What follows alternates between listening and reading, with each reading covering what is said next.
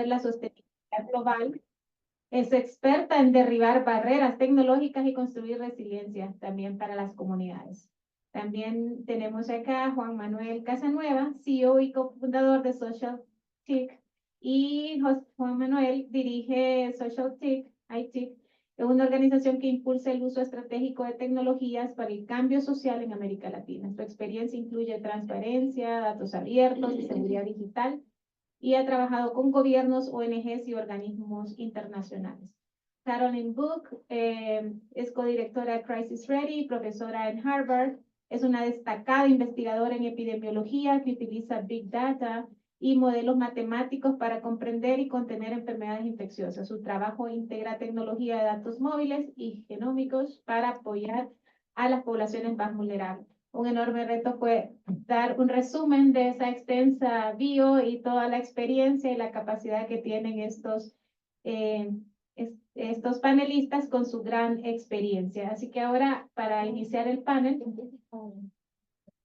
vamos a iniciar con Caroline para que nos ayude con su intervención inspiradora y le damos 8 minutos. Adelante, Caroline. Muchísimas gracias. Hi, hello. Thanks, Claudia, for the introduction. I'm going to share my screen. Okay, so can you see this? It's okay? Yes. Yes. Right.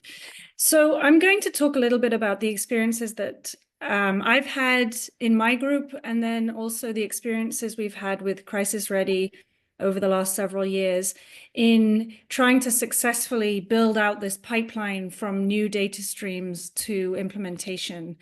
So yesterday, I talked about the Crisis Ready kind of framework where we think about the data sets that we might need to inform a public health response or a humanitarian disaster response.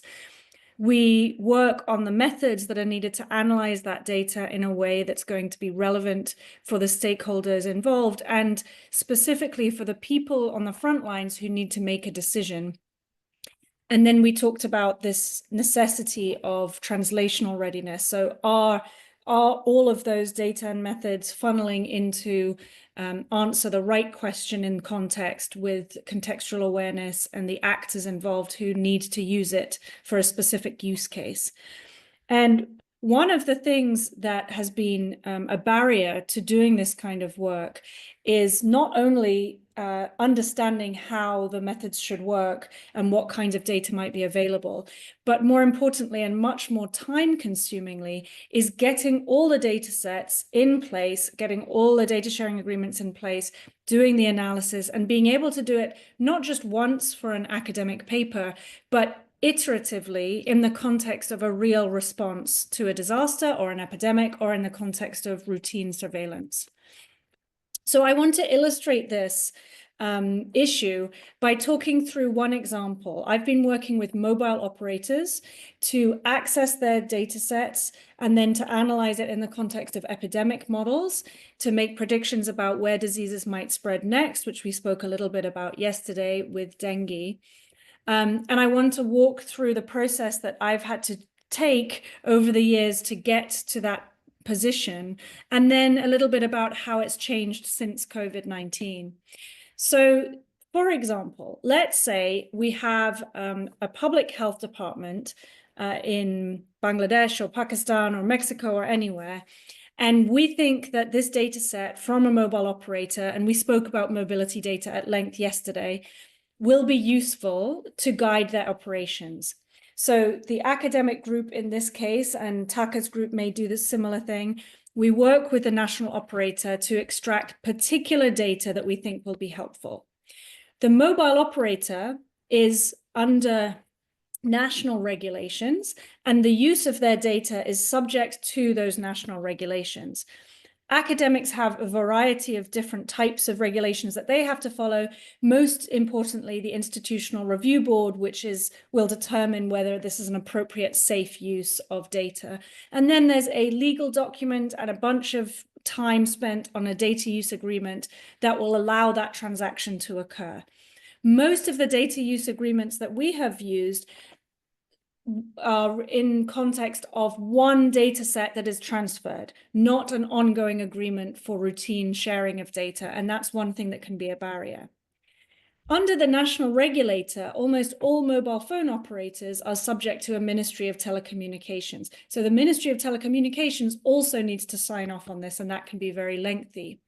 If you're involved in public health, the Ministry of Telecommunications often requires a letter of approval from the Ministry of Health, and you need national ethical approvals if you want to do any public health work that might be important in this context as well. So you have multiple layers of bureaucratic processes that have to happen before the file, which may be a very small file with a number of rows of data, can be transferred from the national mobile operator to the academic group to do the analysis. All of this would have to be in place with all of the terms and the agreements and the processing that happens at the mobile operator level to aggregate and anonymize the data upfront before anything can happen. So this process has in the past taken 2 years, 3 years, a long time, right? In the future, we might like to have a situation where a company like a mobile operator, maybe Meta, someone like that, is able to directly pass analytic products to a public health department. That brings up many of these other ethical approvals and different kinds of bureaucratic and regulatory frameworks that might exist in that context. But that might be something we would want to consider. Now, you also have different kinds of data. So for mobility, we have data from Meta, we might have data from Apple or Google. There are a number of data brokers and data providers that use ad tech data. Those are people like SafeGraph. All of those data streams have their own biases, their own limitations, their own purview. And then for each of those data streams, you need data use agreements separately that are negotiated for a specific purpose. We're also seeing a number of middlemen emerge, so intermediate data brokers that are processing data and then either selling it or providing it free of charge to academics. Since COVID-19, those data brokers are increasingly charging money for this, and so it becomes a product where, because of the IP, it's hard to get into the black box of what they're actually doing and what the data mean. So that can be a real limitation too, because it's hard for us to understand what the biases are and where the gaps in the information that we're receiving might be. We also have a whole bunch of other people like management consultants. Data brokers can sell directly to public health departments. There's money involved. All of these things require different types of contracts and approvals. They come under different laws and regulations. It's an incredibly complex ecosystem. And I think the analysis itself is really the easiest part of this. This complication is what I see as the biggest barrier to sharing data. There's also an issue of blurring lines between public health surveillance and state surveillance. And that's something that came up during the COVID-19 pandemic for us many times. And it's something that I think generally isn't well regulated. And so we have to be very aware of the privacy implications of some of the data streams that we're working with. And so I'll just finish by saying that I think there are many issues here to a useful flow from all these different data streams to actual implementation. When COVID-19 happened, we saw many corporate entities putting out dashboards, putting out data, but because it wasn't curated for a specific use case, it often didn't happen on the right scale or spatial or temporal scale that policymakers could actually use it. And so, in fact, many of the dashboards weren't useful at all for responding to the crisis. And that just shows how much you have to carefully think through this pipeline all the way to the decision that you need to make. So I think there are a number of challenges, and I'll just put them here. On the data side, there are standardization issues to do with how we aggregate, how we think about privacy. Regulatory approvals tend to be national. And then we have governance, who's in charge of thinking through some of these problems. The data sharing agreements between the data providers and the data analyzers become complicated. Who is the right partner to help do the analysis? Is that academics? Is that people in government? The ethical reviews that need to happen are important. And then there's the sharing of the insights to the decision makers. who exactly looks at the situation report, if that's what you've produced at the end of the day? And how do we make sure that it gets to the people who need it? And then we have all the complexities that we talked about yesterday. We talked about it with respect to integrating disaster response with disease response. But I think there's a big question of like, where does the data sit? Are the databases from different agencies integrated? Do we have to have interagency agreements? And who is the actual person that is responsible for taking data from different streams, putting them together and making sense of them in the context of a disaster response, for example? So I'll leave it there. I think this is a very complex issue. And for me, this is the crux of whether all of this innovation and AI and data can actually be useful. This is the real problem. It's how we do this in an ethical, useful way. So I'll stop. Excelente, Caroline. Qué interesante tu presentación y estamos, un aplauso, por favor. Muy entusiasmada también en escuchar tus respuestas a mis próximas preguntas. Ahora le damos lugar a Ryan Price, por favor, de NASA Lifelines. Te escuchamos. 8 minutos, recuerda, por favor. Estamos monitoreando el tiempo. Muchísimas gracias.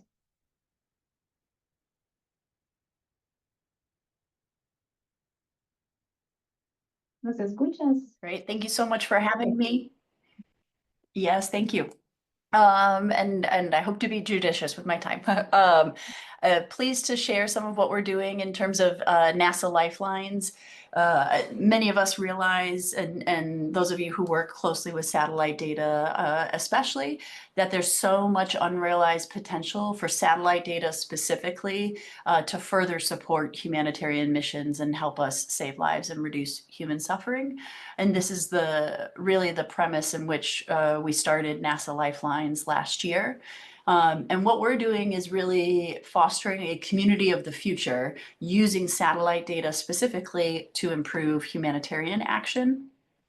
We're doing that by bringing together experts from different backgrounds, different countries, different disciplines, to really break down the barriers that are preventing all of these folks from collaborating and really maximizing the value from satellite data for humanitarian purposes.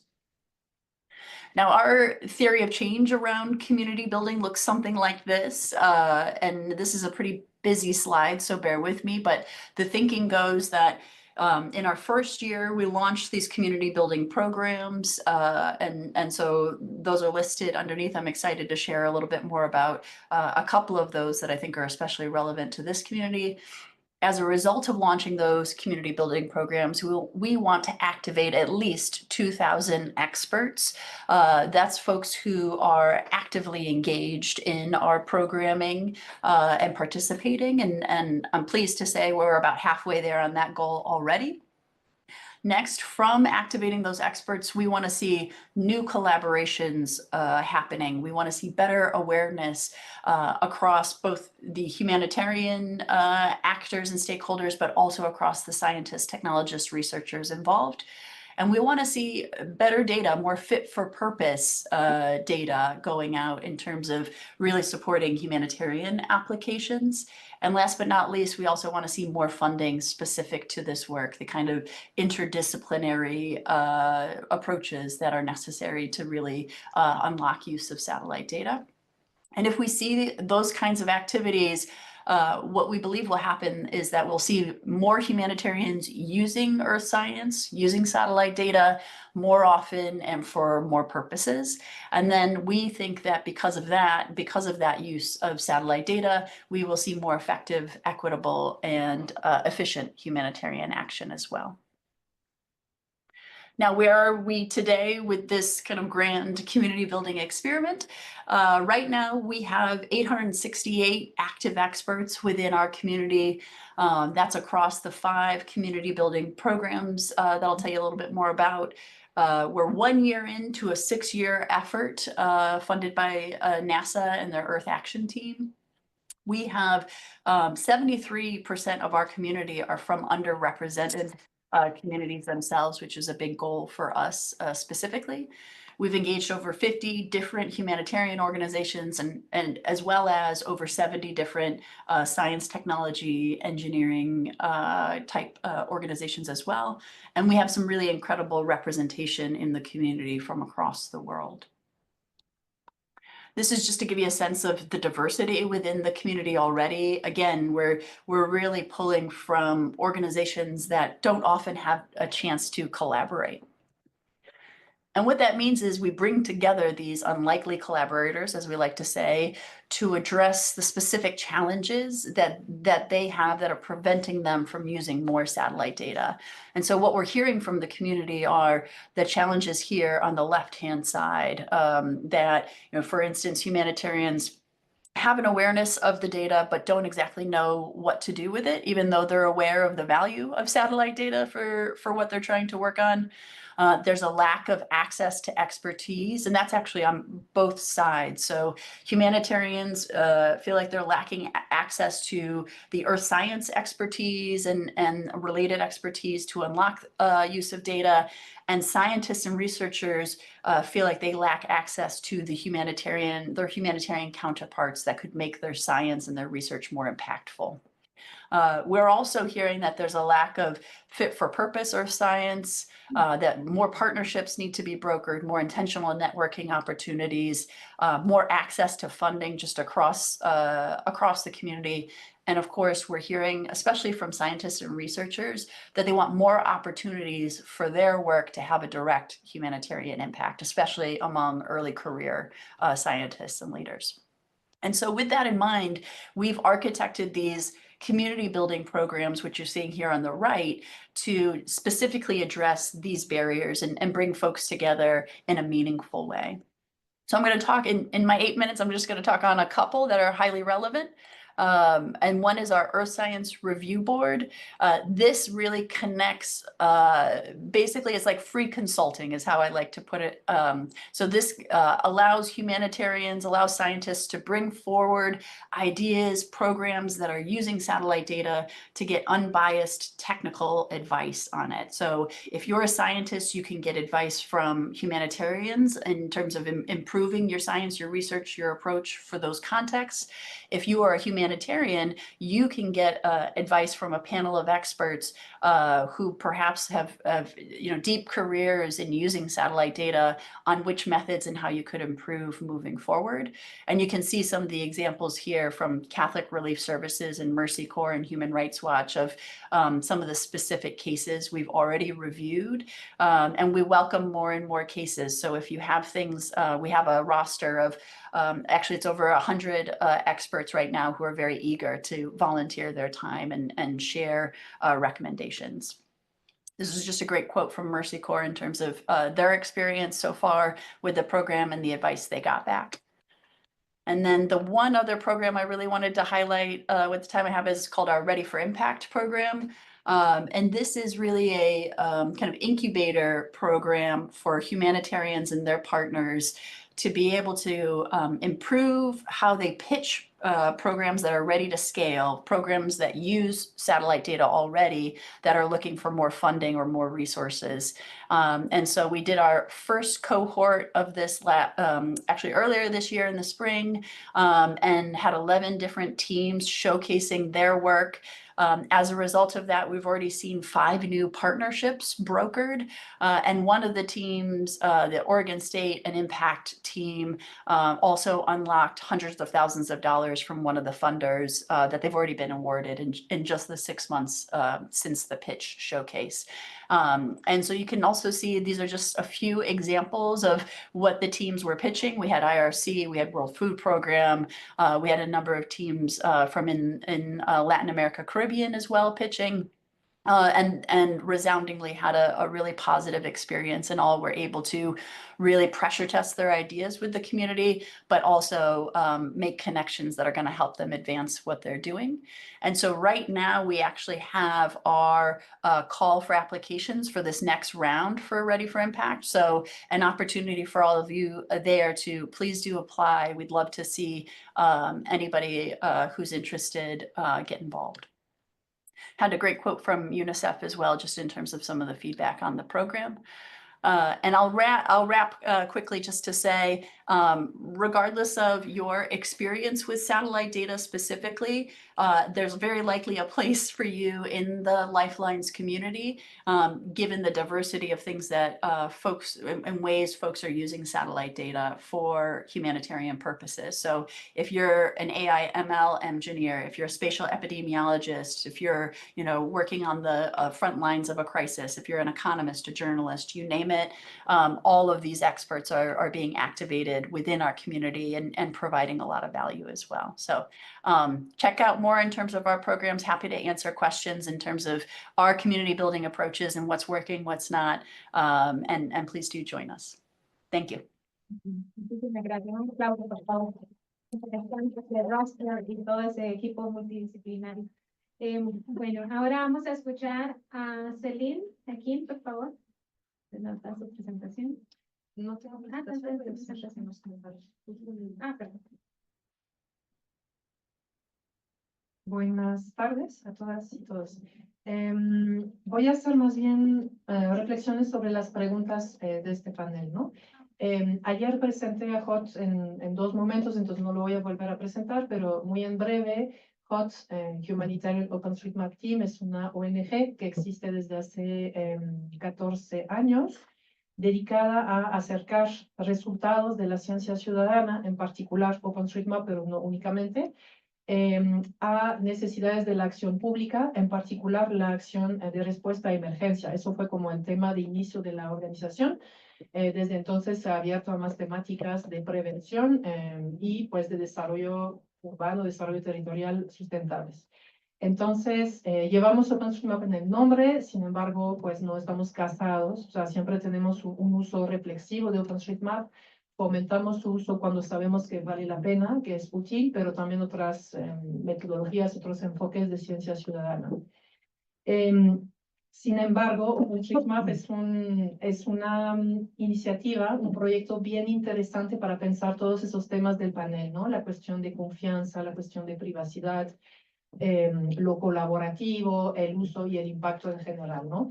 Porque, bueno, OpenStreetMap lo llamamos el Wikipedia de los mapas, es un proyecto de hace 20 años que desde cero, desde un servidor en blanco con un fondo cartográfico, se empezó a dibujar los objetos del territorio desde un barrio de Londres y se fue expandiendo en esos 20 años en todo el mundo. Y ahora es un mapa base muy, muy útil. Tan útil y tan utilizado a pesar de las cuestiones sobre confianza que siempre pues atrae, ¿no? Que lo utilizan sin saberlo. Y eso es una reflexión de un colega de Colombia que es un viejo, un antiguo de OpenStreetMap.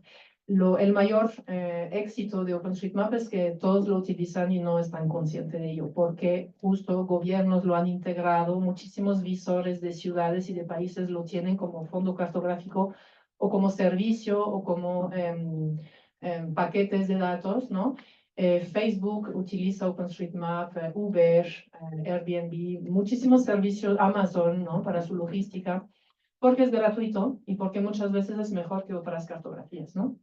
Es interesante entender por qué esa cuestión de la privacidad y de la confianza en la calidad de datos, por qué un proyecto colaborativo recibe esas críticas y reflexiones muy válidas e importantes, y por qué no otras fuentes de datos públicas, oficiales o de grandes compañías como Google. Porque las personas tenemos un voto de confianza natural, nos ahorramos el esfuerzo mental, sino, bueno, viene del INEGI, entonces son los datos perfectos, ¿no? Viene de Google, perfecto, no me pregunto más que eso. Sin embargo, ninguna fuente de datos es perfecta, absolutamente ninguna, ni es perfecta ni es completa, ¿no? Una prueba de eso es que el mismo Google tiene muchos años ya integrando mecanismos colaborativos también, donde invita a las personas a corregir su información, integrar nueva información, poner opiniones. Eso sí es lo más obvio que todos vemos, ¿no? Nos pide, ay, ¿qué tal ese restaurante? Pero no me acuerdo la plataforma que tenía Map Builder, ¿no? Que ya es muy vieja esa plataforma y seguro ya es otra ahora. Pero donde pedían a la gente mapear también, era así como absurdo cuando ya existe OpenStreetMap, pero bueno. Entonces, esa es una cuestión interesante. Luego, el hecho de que cuando platicamos con instituciones de gobierno de nivel nacional o regional, dándoles la idea de que pueden, o sea, promoviendo el uso de OpenStreetMap porque creemos que les puede ser útil, pues siempre esa reflexión de, bueno, no sé, no es oficial, la licencia puede ser vandalizada, efectivamente. Cualquiera puede aportar un conocimiento que es incierto o lo aportan mal, ¿no? Con mala descripción, etcétera. Entonces es complicado, ¿no? En todo mi camino en OpenStreetMap, que tiene décadas, yo pensaba, es bien difícil tener ese debate y aportar los buenos argumentos, ¿no? Sin embargo, desde que trabajo en HOT y que colaboro de forma ya mucho más efectiva con instituciones, dirigido completamente al impacto, o sea, ya no estoy haciendo, no estoy vendiendo la palabra de Dios, ¿no? De verdad estoy buscando que países que tienen problemas puedan resolver sus problemas con mejores datos. Me he dado cuenta que esa reflexión en realidad no es un freno realmente, porque cuando un ministerio de verdad necesita datos, porque su instituto geográfico no tiene esos datos, no existe una base de datos en su país. Es el caso en Ecuador, en Perú, en Guatemala. No lo hay y lo necesitan porque hay emergencias, hay cuestiones que solventar. Pues toman los datos que hay. Esos datos son útiles, son buenos quizás en un 95% y no en un 100%, pero es algo que les puede servir, ¿no? Y más bajamos a escala local, entonces con la política local, más evidente es, incluso en países como México, donde sí la información oficial es buena comparativamente con la región, ¿no? Aún así, siempre tendrá sus fallas, no va a ser tan actual, no va a ser un detalle tan mínimo como lo requiere un municipio. Entonces ahí de nuevo, pues esa barrera desaparece por sí sola, porque pues si podemos realizar los datos, pues lo hacemos, ¿no? Eso es entonces interesante. Otro punto interesante es el tema de los hilos de información. La información colaborativa, abierta, corta esta dinámica de silos, que es un cáncer en la acción pública. Los silos están en todos lados, bajo todas formas. Están por mala voluntad, por ego, o simplemente por ineficiencia, o simplemente porque no sé cuál sería el camino para eliminar los silos. No existe el camino ideal de, pues, yo, una organización, me acerco a la dependencia de gobierno, que por el nombre es la que con mayor lógica tengo que acercarme a la persona que tiene el rol más lógico para llegar a la acción en la que quiero colaborar. Y pues los datos que voy a aportar van a llegar a una acción y va a llegar a un impacto. Eso sería lo que todos quisiéramos y no existe ese camino ideal, ¿no? Ayer que platicábamos del contexto de la respuesta al huracán Otis en Guerrero, Juan Manuel comentaba una anécdota muy rápida de que pues Juan Manuel es de CEPLADER, en la Secretaría de Planeación de Guerrero, y decía que en la locura, la histeria de la respuesta de emergencia, en algún momento vio gente salir de la nada, lo cuento como yo me lo imaginé, gente desconocida salir de la nada en la oficina. ¿Quién abrió la puerta a esa gente? Y pusieron unos mapas en el muro. ¿Qué es eso? Él vio estos mapas muy útiles y era Copernicus, de quién sabe dónde llegaron ahí y metieron ahí sus mapas y esos mapas fueron útiles y utilizados. Imagínense en términos de gestión de recursos, de tiempo, lo que habrá significado para Copernicus lograr llegar a la persona correcta y que esa persona correcta habrá logrado tener el minuto de atención para ver eso, mirarlo, entenderlo y ver que eso es lo que necesitaba. El tremendo desperdicio de tiempo, de recursos que todos desenvolvemos para lograr como evadir estos hilos para lograr que la información, el conocimiento llegue al impacto es una cosa loca, ¿no? Y absurda. Entonces, yo creo que más integramos en nuestros procesos de política, de generación de conocimiento y luego de política pública a procesos colaborativos, entendiendo lo colaborativo desde las instituciones y desde también la participación de la sociedad civil, entonces la ciencia ciudadana. Más integramos esos procesos y nos colgamos de plataformas que son externas a las de gobierno. Entonces eso como que ya corta los diques, ¿no? Los diques que bloquean el flujo de la información. en una parte, ¿no? No al 100. Más vamos a facilitar pues que haya una mayor fluidez del conocimiento y limitar el riesgo de que haya personas que bloqueen, que guarden el conocimiento y facilitar que eso mejore el impacto, ¿no? Entonces, esas plataformas, ¿cuáles son? Pues hay muchas. Otro problema se presenta ahí es que hay demasiadas, más son, menos las logramos conocer. Entonces, otra invitación que yo quiero expresar es conectemos, ¿no? No, desde nuestra administración no empecemos a desarrollar un producto desde cero porque va a ser nuestro producto estrella con el que vamos a lucirnos, pero busquemos primero conocer lo que hay, lo que es válido, lo que podemos o recuperar o integrar o interconectar, ¿no? Paula se fue, ¿verdad? Paula Villarreal. Pero hay otro producto que generó el CONACYT en su administración, es la plataforma GEMA, que es un maravilloso ejemplo, ¿no? Donde desde al menos la academia se generó en un solo espacio un servidor donde pues se recuperó toda la información cartográfica de la investigación de todo tipo, que el CONACYT centraliza, en una forma utilizable e interconectable, ¿no? Pensemos así. Pensemos en reunir, mezclar, interoperar, articular y pensemos en la adopción también, entendiendo las necesidades que tiene la gente que produce el impacto, pues la política local, las ONGs, etcétera. ¿Qué es lo que necesitan realmente? ¿Qué es lo que su capacidad de utilizar tecnología le va a permitir realmente utilizar? Muchas veces nos olvidamos de la brecha digital que está en poblaciones aisladas, pero no tan aisladas también. Y están muchas ONGs que no tienen un servicio de SIG, tienen 3 personas, necesitan productos curados, etcétera. Si no, pues todo lo que hagamos, por muy maravilloso que es, que no va a llegar a donde tiene que llegar, ¿no? Y ya como último, pensemos también en crear comunidad en todo lo que hagamos, formar jóvenes. Hay miles de manos y de mentes muy dispuestas a integrar actividades de innovación, de articulación y de utilización para el impacto, otra vez la política pública, que están ahí, que quieren, que no logran tampoco conectarse con esas actividades y que podemos integrar formándoles para que pues ese paradigma mucho más personas lo tengan en los años futuros, ¿no?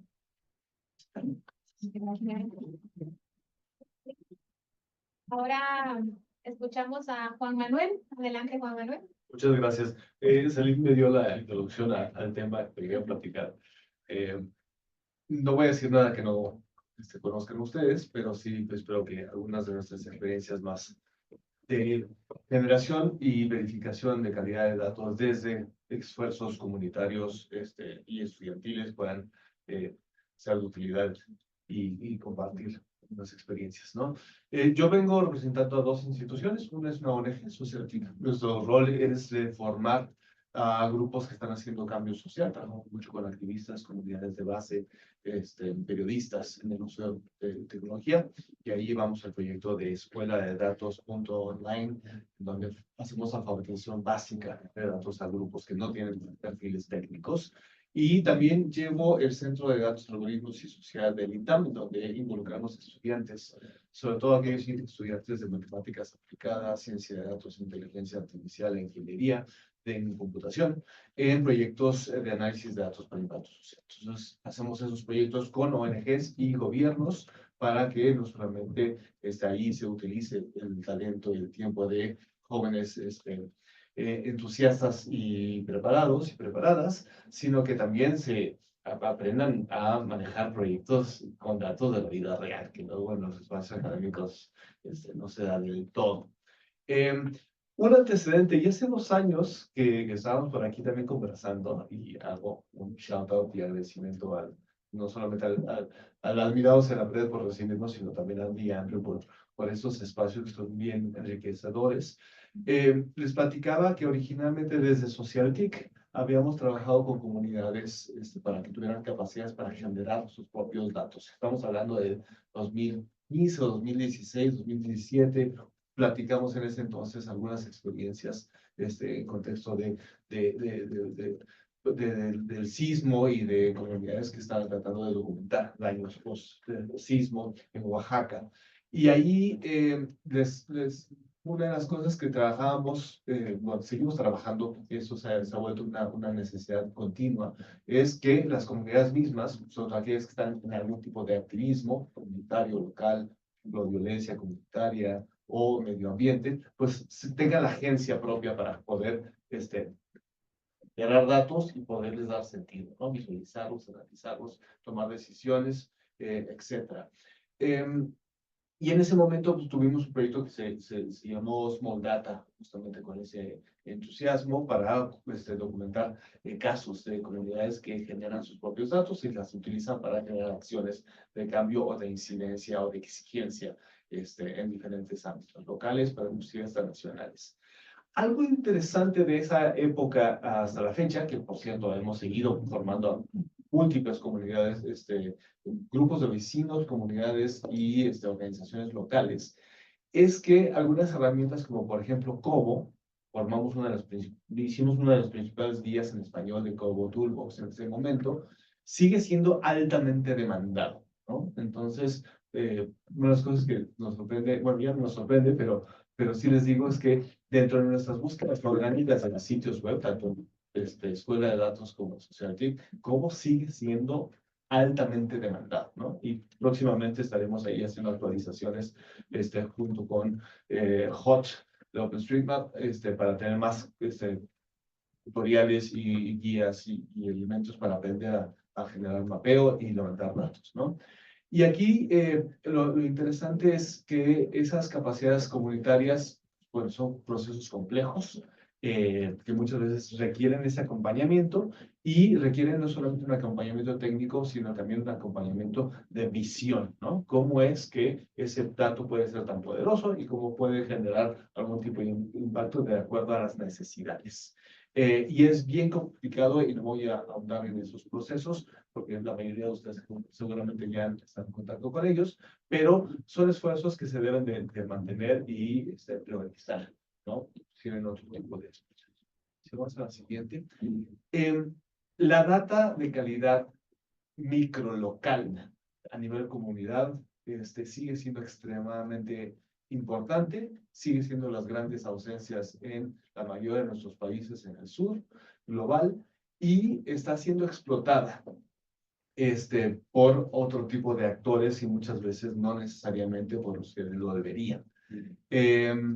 Hoy en día hay esfuerzos, tanto en el sector privado y sociedad civil, pongo un par de ejemplos aquí, en donde eso se está haciendo todos los días. Y me voy un poquito al ámbito no de desastres, pero sí de transporte público, de mapeo, en donde pues vemos que consultores, grupos concesionarios de transporte y empresas contratan a grupos amplios de estudiantes para que levanten esa data, ¿no?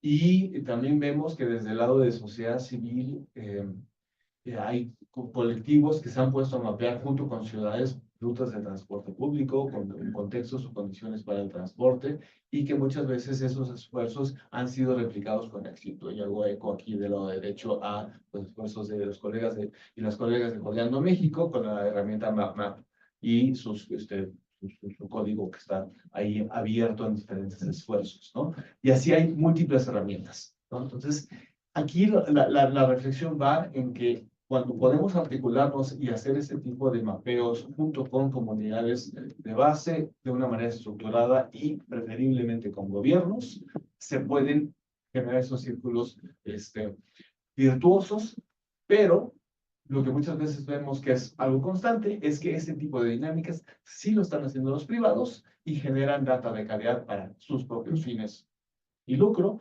y esa data se queda cerrada y cómo acceder a ella. Y utilizan exactamente los mismos métodos y se quedan con esa información.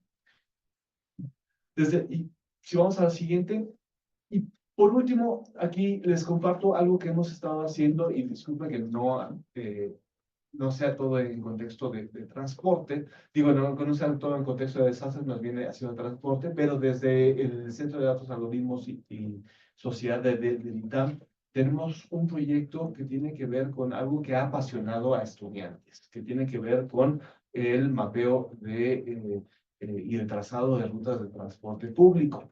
Es una necesidad en el contexto mexicano esencial, y lo viven los y las estudiantes todos los días, lo sufren también, y al hacer una vinculación con el organismo regulador del transporte de la Ciudad de México y también la CEMOVI, justamente le hemos estado apoyando, ya no tanto en la generación de datos, porque ahí ciertas rutas en el sexenio pasado les pusieron GPS y hay mapeos de acuerdo a los GPS que tienen las unidades de transporte concesionado, pero en lo que han estado tratando de aportar los estudiantes y las estudiantes, sobre todo de computación, ciencia de datos y matemáticas aplicadas, es en generar datasets de calidad de esos datos, es decir, quitarle ruido, poder hacer los traslados de mapa y hacer justamente las experimentaciones técnicas suficientes para decir, bueno, ya podemos tener una ruta, y una ruta que en condiciones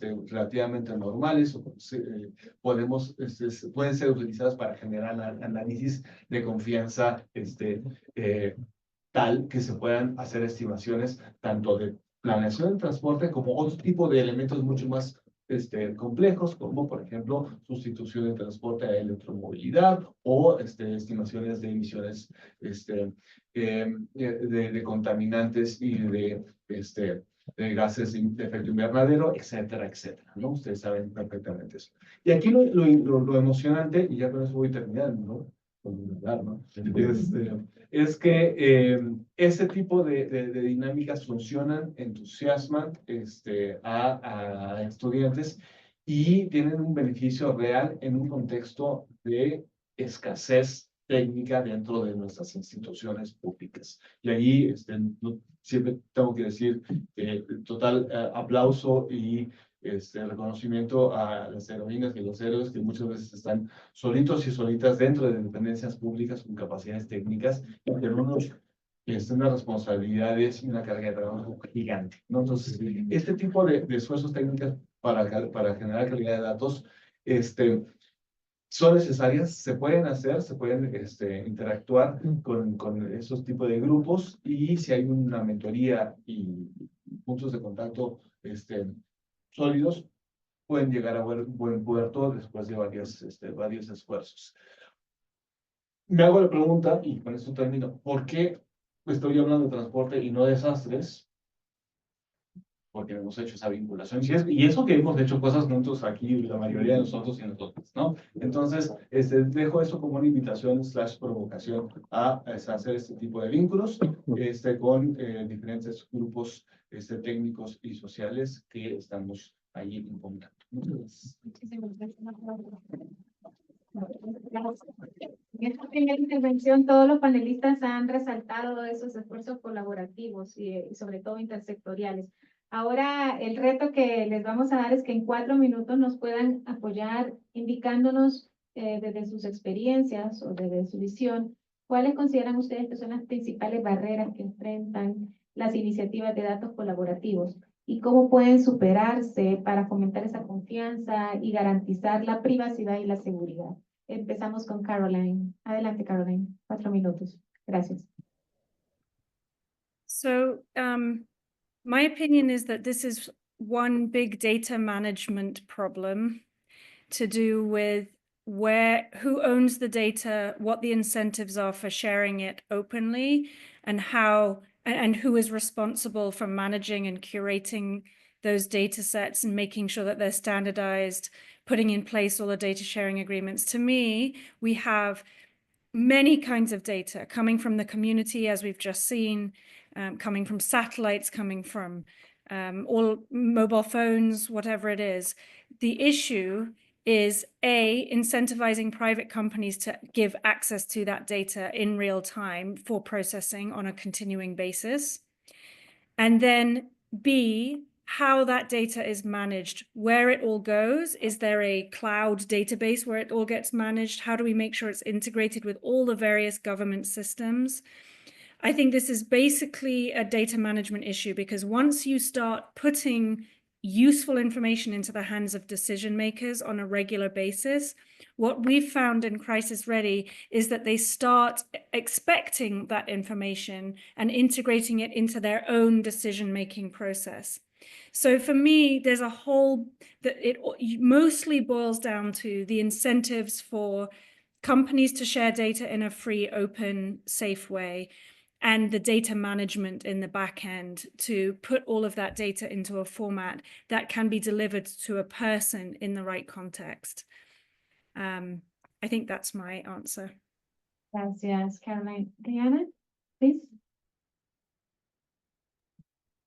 Yeah, I would echo very similar comments, and maybe just to add to that of, you know, I think there's a big role here for, you know, boundary spanners, for, you know, data intermediaries to help broker some of the things that, you know, Caroline and the other panelists are talking about, because at the end of the day, whether you're talking about incentivizing companies to you know, engage in behavior change, or managing, you know, really complex data licensing as another example, that's a really significant time investment. And so I think the role of folks who are focused on those partnerships, focused on community building, focused on bringing together these disparate stakeholders who oftentimes are not incentivized to work together, or who are working at very different timescales and with different senses of urgency around, you know, the question at hand. I think we really need folks that can continue to steward that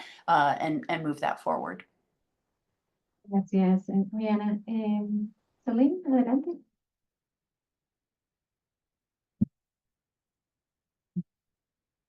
Muy bien.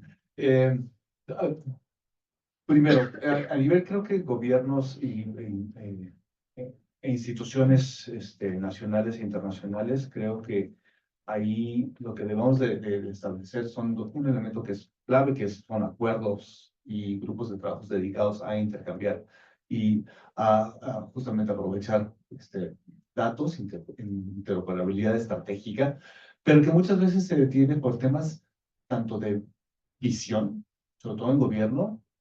Ustedes, la mayoría de ustedes que están en gobierno, muchas veces la entienden perfectamente, estamos aquí, pero cuando se sube el nivel a los grupos un poquito más de liderazgo político, no se entiende eso y no se quieren compartir esas cosas, y esas puertas no están tan abiertas, por más que se podrían formalizar y aprovechar lo más posible, ¿no?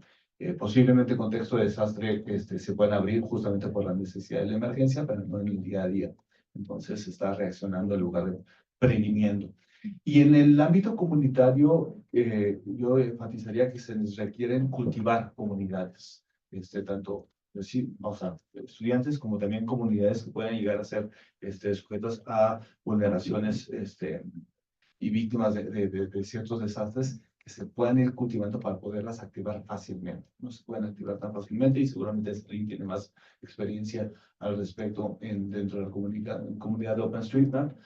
Y que los intermediarios que bien mencionaban antes son bien necesarios, tanto organizaciones como individuos, y que estos deben estar continuamente activos, y que muchas veces no se contemplan ni en los proyectos, ni en los financiamientos, ni en los programas, ¿no? Entonces dicen, mira, funcionó. No funcionan las comunidades mágicamente. Requieren liderazgos y personas que vinculen y que hagan que las cosas funcionen. Gracias. En primer lugar, diría que tenemos que invertir en trabajar ese cambio de paradigma, y eso visibilizando casos de éxito, ¿no? Muchas veces, y es más común, bueno, es común en gobierno y es común en el sector civil, de que no invertimos tiempo en documentar, visibilizar lo que funciona y no funciona, porque pues también tenemos una presión financiera y de nuestro tiempo bien fuerte siempre, ¿no? Pero hay grandes casos, hay muchos casos muy buenos, y bueno, eso sería un reto. Quiero solo mencionar muy rápidamente que, porque también viene a caso de cosas que dijo Juan Manuel, trabajamos con el gobierno de Ecuador varios ministerios tienen la simple necesidad de poder registrar sus equipamientos, sus infraestructuras a nivel de todo el territorio y esos datos no existen. ¿Y cómo lo solucionamos? Pues puede pasar una administración entera, 2, 3, sin lograrlo, porque pues, es una operación de recopilación de datos bien tremendas, ¿no? Y pues en colaboración utilizando Cobo Toolbox, que justamente permite llevar los datos a una infraestructura alterna que no va a quedar encerrada en la computadora de tal, que luego se le averió y no es amigo del otro. Bueno, en 15 días se obtuvo una cartografía completa, geolocalizada, en este caso era de infraestructura de tratamiento de desechos sólidos y aguas negras, ¿no? Fue tan exitoso y fue el hecho de que esté en una plataforma alterna era un cierre de la administración presidencial, permitió que la nueva administración presidencial tuviera esos datos bien fácilmente.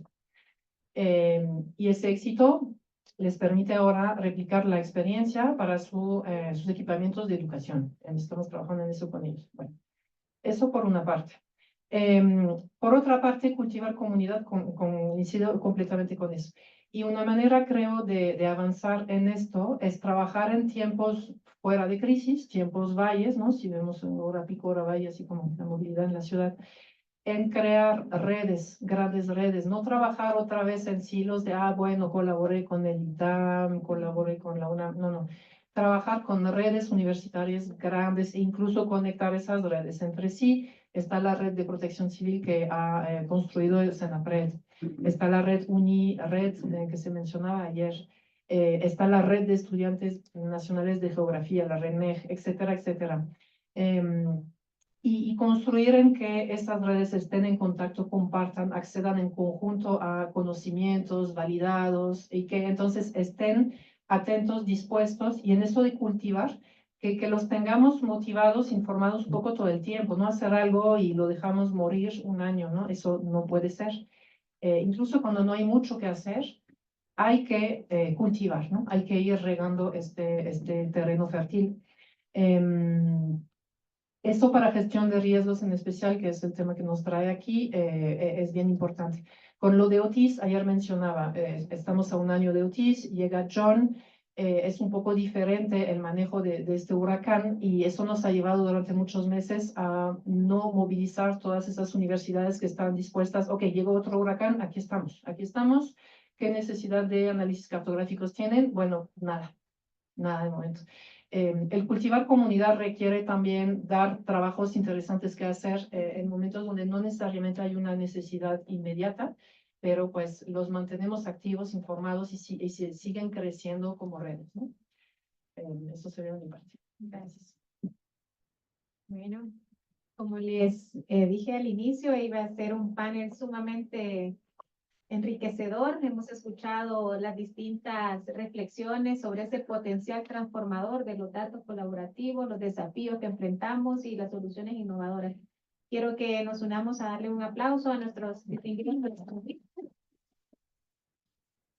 También tenemos esta reflexión de cómo esta discusión no queda únicamente aquí en esta rica conversación que ha promovido Senapred, Crisis Ready y Rec Relief, sino que también nos llevemos este contacto y sigamos explorando maneras colaborativas de seguir promoviendo las plataformas abiertas, inclusivas, este enfoque inclusivo, también equitativo que han señalado nuestros participantes, así como también garantizar la adopción colaborativa de estas iniciativas. Un enorme desafío que nos llevamos todos y también un reto para seguir construyendo comunidades y territorios más resilientes. Muchísimas gracias.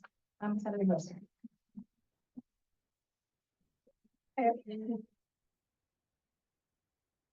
Gracias, Caroline. Gracias, Rihanna.